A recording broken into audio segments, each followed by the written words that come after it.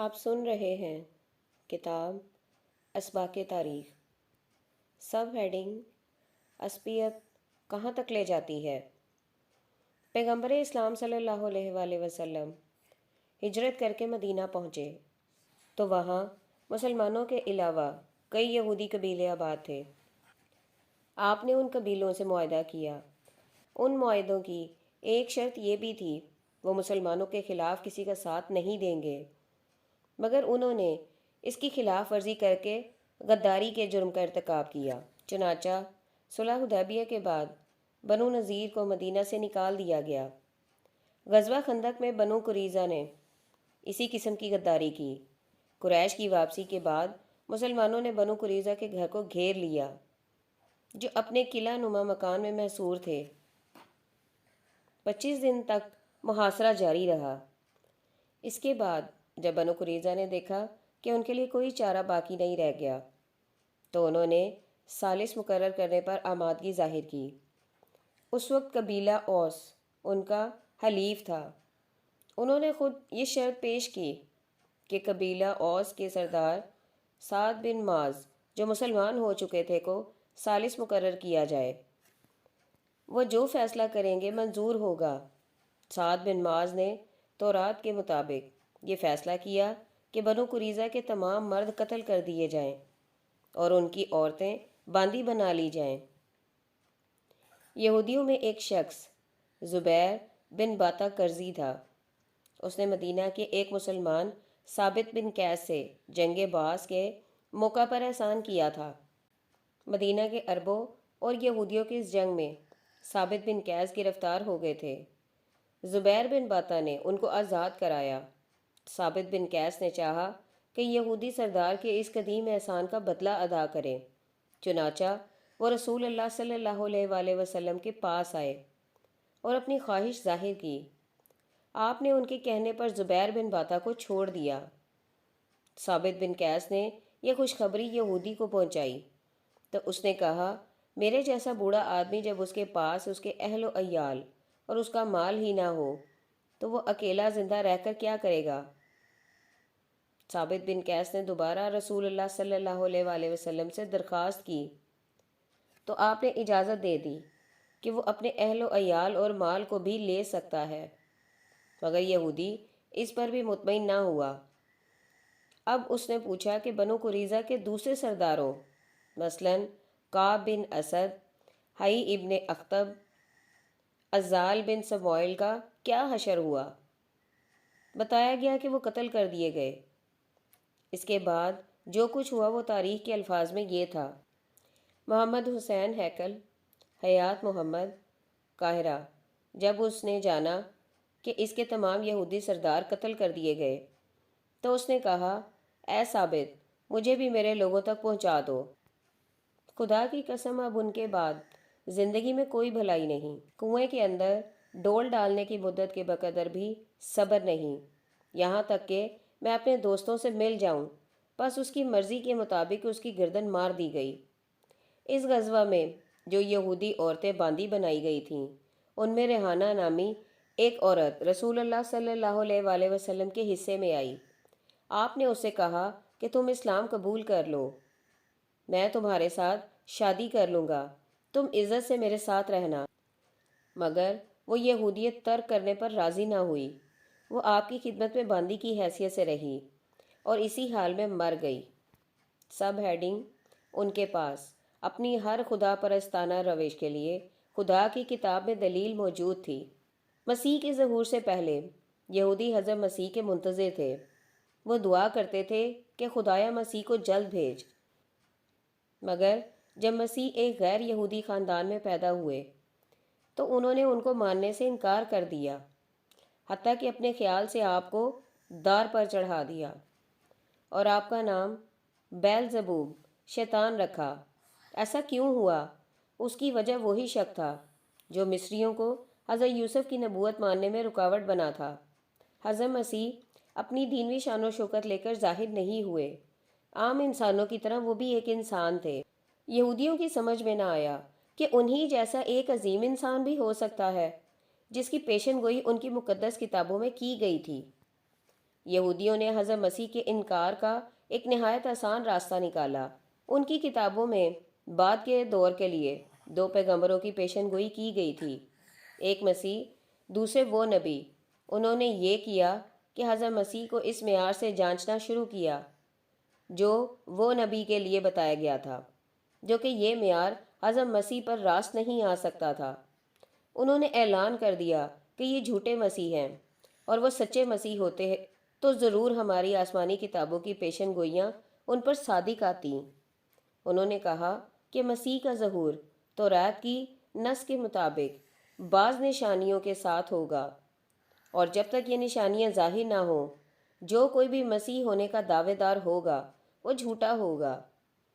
ان نشانیوں میں سے ایک یہ ہے کہ مسیح ایک غیر معروف مقام سے ظاہر ہوگا، مگر ہم سب جانتے ہیں کہ اس آدمی کا گھر ناصرہ میں ہے، اور ناصرہ فلسطین کا ایک مشہور و معروف شہر ہے۔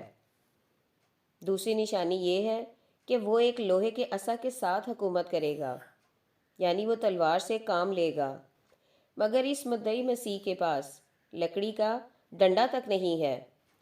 تیسری شرط یا نشانی یہ ہے کہ وہ داؤد کے تخت پر بیٹھ کر داؤد کی بادشاہت کو قائم کرے گا، جبکہ اس مسیح کا حال یہ ہے کہ اس کے پاس بیٹھنے کے لیے ایک چٹائی بھی نہیں ہے۔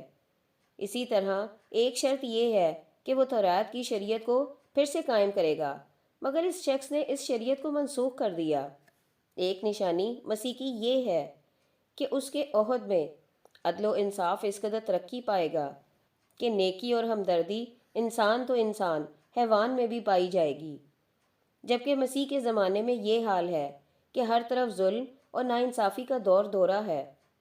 اس طرح ایک نشانی یہ ہے کہ مسیح کے وقت خدا پرست اتنے کامیاب ہوں گے کہ تمام دنیا کی قوموں پر فتح پائیں گے، مگر ہم نہایت ذلت اور غلامی کی حالت میں رومیوں کے ماتحت ہیں۔ پھر یہ شخص وہ مسیح کیسے ہو سکتا ہے جس کی تورات میں پیشن گوئی کی گئی ہے؟ یہ جتنے معیار یہودیوں نے پیش کیے وہ سب تورات میں لکھے ہوئے ہیں، مگر وہ نبی کے ہیں نہ کہ مسیح کے۔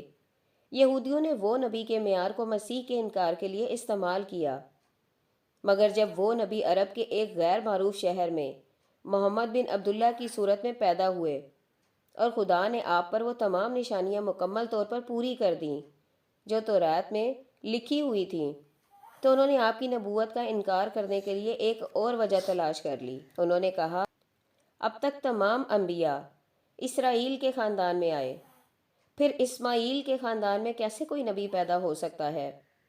یہود نے حضرت مسیح کے انکار کے لیے یہ کہا کہ پیغمبر آخر الزماں کی علامتوں کو آپ پر چسپاں کیا، جو ظاہر ہے کہ جناب پر چسپاں نہیں ہو سکتی تھی۔ اس کے بعد جب پیغمبر آخر الزماں کا ظہور ہوا تو آپ کو ان علامتوں سے جانچا جو ان کی کتاب میں حضرت مسیح کے لیے بتائی گئی تھیں۔ اس طرح انہوں نے دونوں نبیوں کا انکار کر دیا، اور دونوں مواقع پر ان کے پاس یہ کہنے کے لیے کافی الفاظ موجود تھے کہ ہم جو کچھ کر رہے ہیں کتاب اللہ کی روشنی میں کر رہے ہیں، ہم نے خدا کی کتاب سے ہٹ کر اپنے لیے کوئی موقف اختیار نہیں کیا۔ سب ہیڈنگ: عزت و ذلت۔ نبی صلی اللہ علیہ وآلہ وسلم اپنی مجلس میں بیٹھے ہوئے تھے۔ ایک شخص سامنے سے گزرا۔ اس کا عمدہ لباس اور اس کا شاندار جسم بتا رہا تھا کہ یہ بستی کا صاحب حیثیت آدمی ہے۔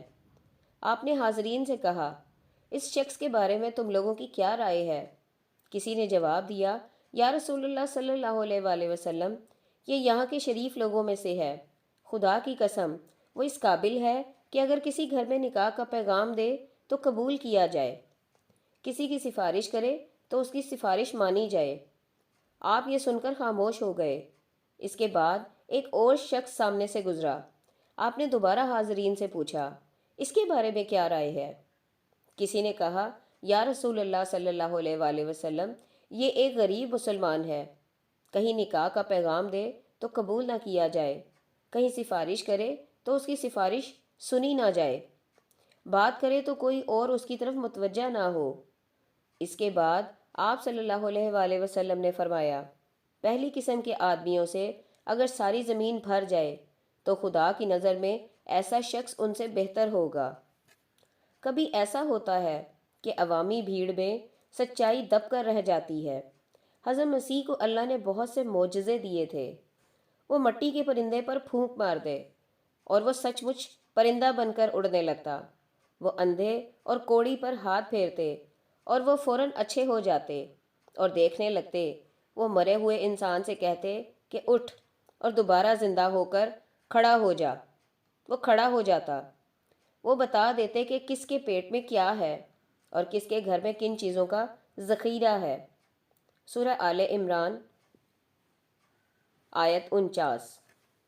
یہ حیران کن باتیں آپ کے استاد الہی ہونے کا ثبوت تھیں، مگر یہود نے ان کو آپ کے انکار کا بہانہ بنا لیا۔ انہوں نے کہا یہ کوئی معلم دین یا قانون ساز نہیں بلکہ شعبدہ باز ہے، اور گلیل کے ساتھ سادہ مزاج باشندوں میں اس نے شہرت و مقبولیت حاصل کر لی۔ تاہم فلسطین کے مشرک رومیوں کا تاثر دوسرا تھا۔ مشرک قوموں کا عام مزاج یہ رہا کہ جس کے اندر کوئی غیر معمولی بات دیکھی اس کو خدا سمجھ لیتے۔ برنا باہواری کی انجیل میں بتایا گیا ہے کہ حضرت مسیح کے معجزوں کو دیکھ کر اس زمانہ کے مشرک رومی سپاہیوں نے آپ کو خدا اور بعض نے خدا کا بیٹا کہنا شروع کر دیا تھا۔ حضرت مسیح کے بعد جب سینٹ پال آپ کے مذہب میں داخل ہوا تو اس کو مسیحیت کے پھیلانے کے لیے سب سے آسان نسخہ یہ سمجھ میں آیا کہ عوامی ذہن کی رعایت سے مسیحیت کی ایک ایسی تعبیر پیش کی جائے جو زیادہ سے زیادہ لوگوں کے لیے قابل قبول ہو۔ حضرت مسیح کی تعلیم کے مطابق آپ کے ابتدائی پیر و موسوی شریعت پر عمل کرتے تھے۔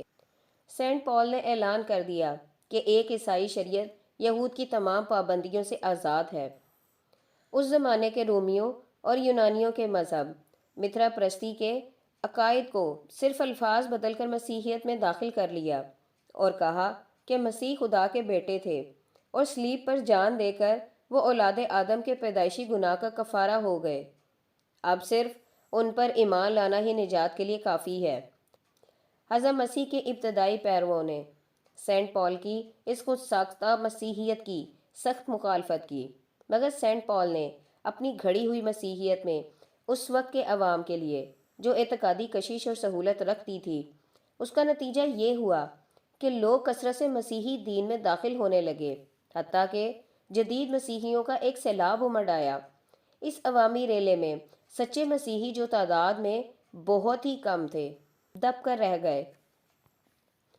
تاہم تیسری صدی عیسوی کے اختتام تک بہت سے ایسے لوگ موجود تھے جو حضرت مسیح کو بندہ اور رسول مانتے تھے اور آپ کی الوحیت کے عقیدہ کو غلط قرار دیتے تھے۔ مگر چوتھی صدی کے آغاز میں جب مشرقی رومی شہنشاہ قسطنطین بعض سیاسی محرکات کے تحت عیسائی بن گیا تو سینٹ پال کی ایجاد کردہ مسیحیت کو سیاسی اقتدار کی سرپرستی بھی حاصل ہو گئی۔ 365 عیسوی میں نکیا کی کونسل میں 318 مسیحی نمائندے جمع کیے گئے تاکہ مسیحیت کا سرکاری عقیدہ متعین کریں۔ اس میں 313 نمائندوں نے سرکاری تشریح کی حمایت کی، بقیہ اس کے خلاف رہے۔ پادری ایس اس کو چیلنج کرنے کے لیے اٹھا تو قسطنطین نے یہ کہہ کر اس کو خاموش کر دیا کہ اگر تم اس کو نہیں مانتے تو دوسری چیز ہمارے پاس تلوار ہے۔ قسطنطین کے مسیحیت قبول کرنے کے بعد ساری رومی سلطنت میں مسیحی مذہب پھیل گیا۔ یہ تمام مسیحی اس نئے مسیحی مذہب پر ایمان لائے تھے جو اولاً سینٹ پال اور اس کے بعد تولین وغیرہ نے وضع کیے تھے۔ اس عوامی طوفان میں سچے مسیحیوں کے لیے زندہ رہنے کی کوئی شکل نہ تھی۔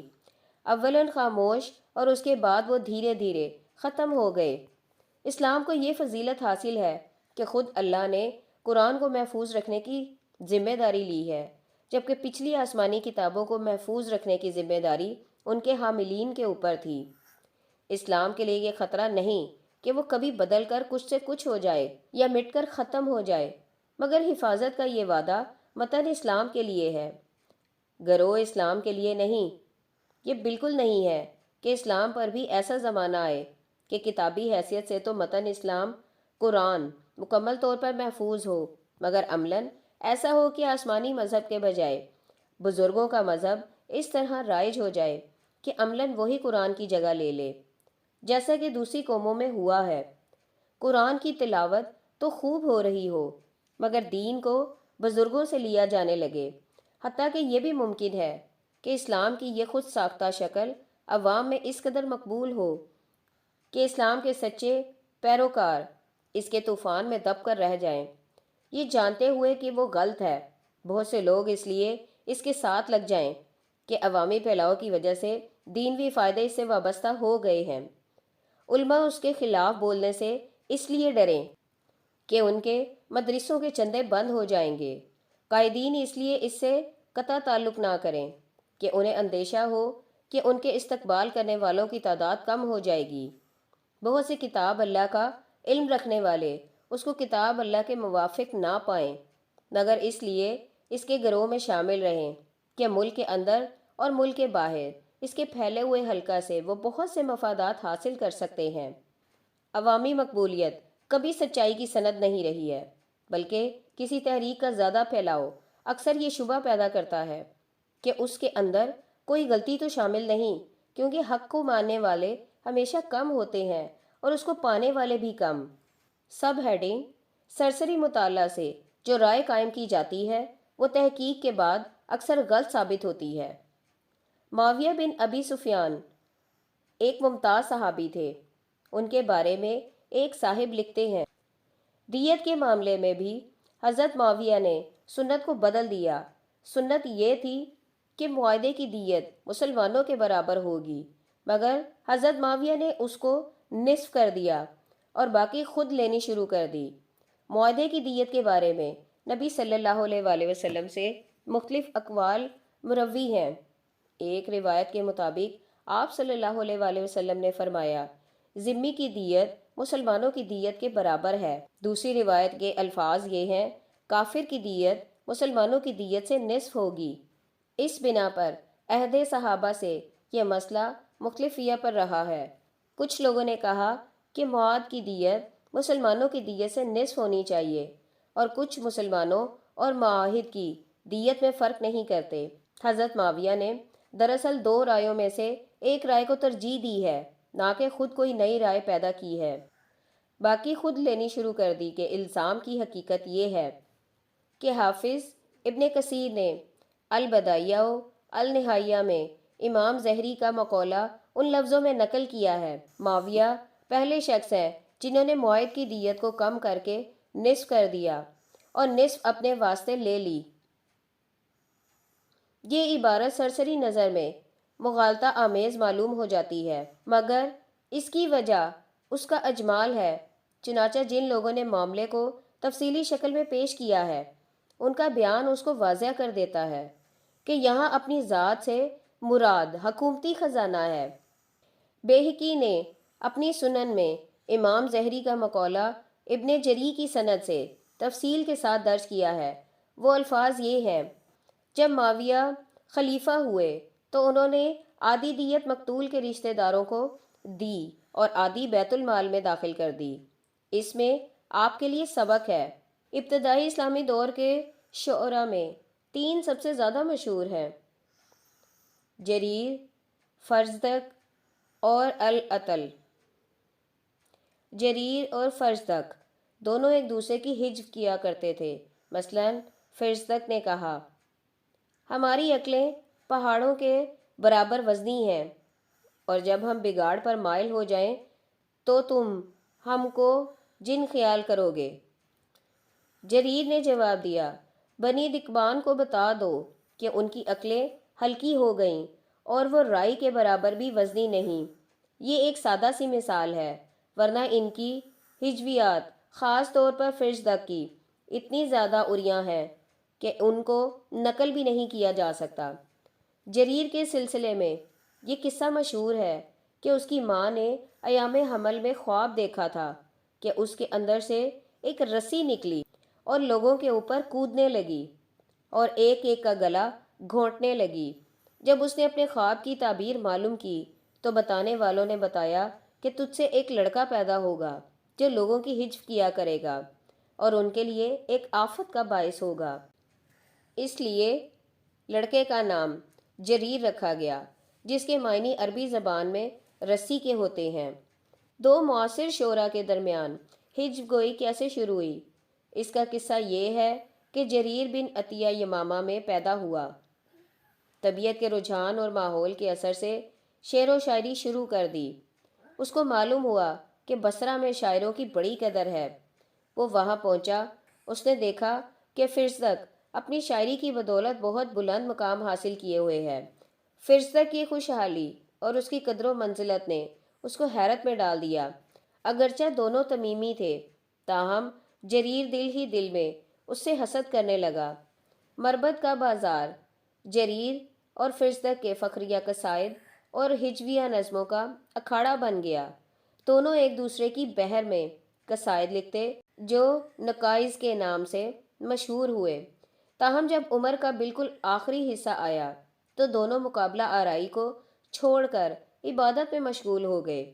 آدمی جب کسی مشغلہ کو اختیار کرتا ہے تو خواہ اس کا محرک جو بھی ہو، وہ دھیرے دھیرے اس کی طبیعت بن جاتا ہے اور اس کے اقوال و افعال اسی کے سانچے میں ڈھل جاتے ہیں۔ جریر اس کی ایک مثال ہے۔ جریر ایک مرتبہ خلیفہ ولید بن عبد المالک کے دربار میں پہنچا۔ وہاں عدی بن رکا عاملی بیٹھے ہوئے تھے۔ خلیفہ نے جریر سے پوچھا، ان کو پہچانتے ہو؟ جریر نے کہا، اے امیر المومنین، نہیں۔ خلیفہ نے بتایا، یہ عاملہ خاندان کے افراد ہیں۔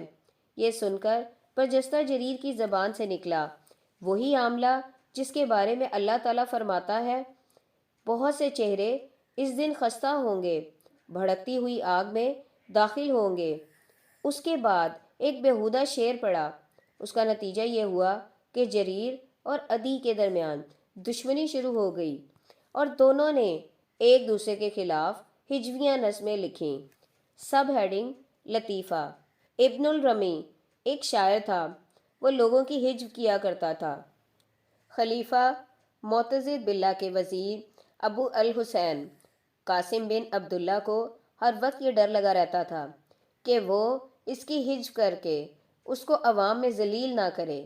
یہ وزیر بڑا بے رحم تھا۔ اس نے اس مسئلے کا یہ حل سوچا کہ اس کے وجود کو ہی ختم کر دیا جائے۔ ایک بار جب ابن الرمی وزیر کے دسترخوان پر کھانا کھا رہا تھا، وزیر نے چپکے سے اس کے کھانے میں زہر ڈال دیا۔ ابن الرمی زہر آلود کھانے کے کچھ لقمے کھا چکا تو اس کو احساس ہوا۔ وہ فوراً کھانے سے اٹھ گیا۔ اس کے بعد دونوں میں جو گفتگو ہوئی وہ یہ ہے: وزیر: ابن الرمی، کہاں جا رہے ہو؟ ابن الرمی: جہاں تم مجھ کو بھیجنا چاہتے ہو۔ وزیر: دیکھو وہاں پہنچ کر میرے والد کو میرا سلام پہنچا دینا۔ ابن الرمی: لیکن جہنم سے میرا گزر نہیں ہوگا۔